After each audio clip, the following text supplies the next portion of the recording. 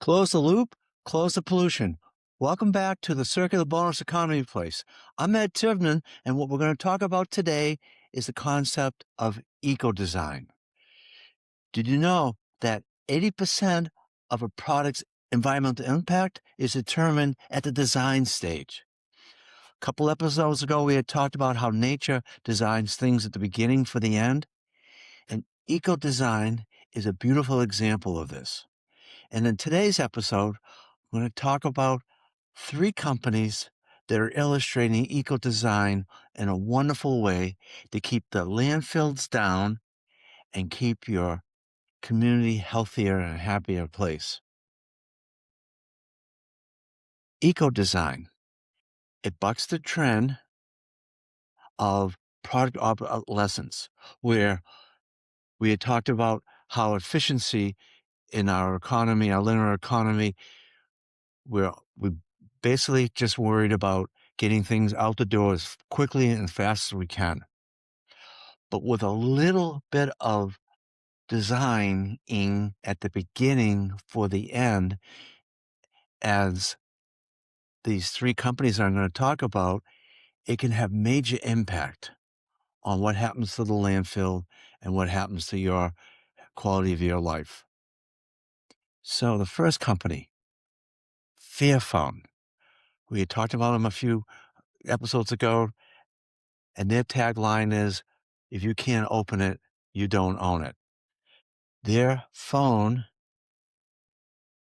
is modular. It's not welded together. It's made so you can take it apart with a screwdriver. So, for instance, if you cracked a screen, if you were to have an American phone, if you had a cracked screen, it would cost hundreds and hundreds of dollars to maybe be able to get it repaired. Most likely not. What most people would do is just get discouraged and go out and buy $1,000 new phone and throw that one in the landfill, but not Fairphone. They'd sell you a kit, about $100. You'd have the new screen, and you'd have the tools and the fasteners to be able to take it out and put it back in, and your phone is now working. You get the convenience and value of that phone that you've invested in for many years to come. Fairphone is a great example of how we can fight the term fast tech. Fast tech is this idea that the make the electronics cheap and as fast as you can, and you fill up, and then we're filling up the landfills. But by designing it at the beginning, we have companies like Fairphone bucking the trend. By having all this modular design to their phone, you save money, and we save things from going to the landfill. It's a win for everybody. So repairability is one great example of eco-design and the benefits that come from it. Another is the concept of recyclability, circular recyclability, or some people call it upscaling. And I couldn't think of a better company to illustrate this than Patagonia. Most of you are familiar with Patagonia having high quality clothing. Their tagline is buy used, repair, and demand more. They design their products, their clothing at the beginning for the end by having heavy duty zippers, heavy duty cloth that doesn't wear out quickly. But they go a step further. They have a program called the Recraft program. So if you had a parka, 2 or 3 parkas that have been worn really bad, usually what companies would do would either throw them in the landfill or maybe recycle them into finer fabrics, cycling it down, and trying to reuse maybe the polyester. Panagonia goes the other way. They upscale, meaning this. They'll take 3 or 4 Parkers and see what can be salvaged. They'll cut out parts of each of these Parkers and then give them to a craftsman to repurpose it into a new garment. This recraft program is just a wonderful idea. Let me illustrate. Here is a natural blend retro cardigan, all from reused Parkers that have been given back to them. Compared to a new one,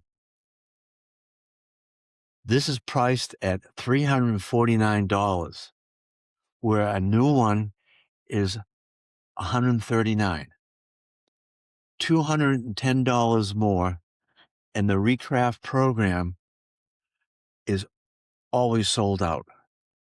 It's a wonderful example of taking something that would normally go in the landfill or be downcycled, and they upcycle it. People, the audience, you're willing to, it shows that you're willing to pay for something that is crafted, something that's unique. It's a win for everybody because with that price, we can pay the craftsman a living wage. You get something that's very valuable in the market, all the while keeping it out of the landfill.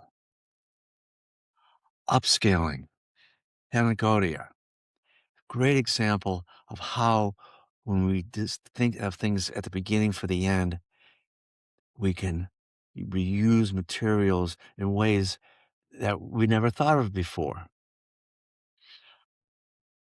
Another concept with eco-design is modularity. And I can't think of a better example of modularity than IKEA.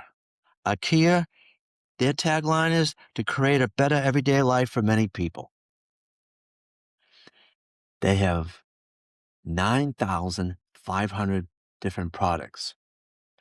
They have an 8-point design guide that they go through at the beginning. And the idea is they emphasize is can this bookcase, chair be disassembled? Assembly and disassembly is what they try to focus on.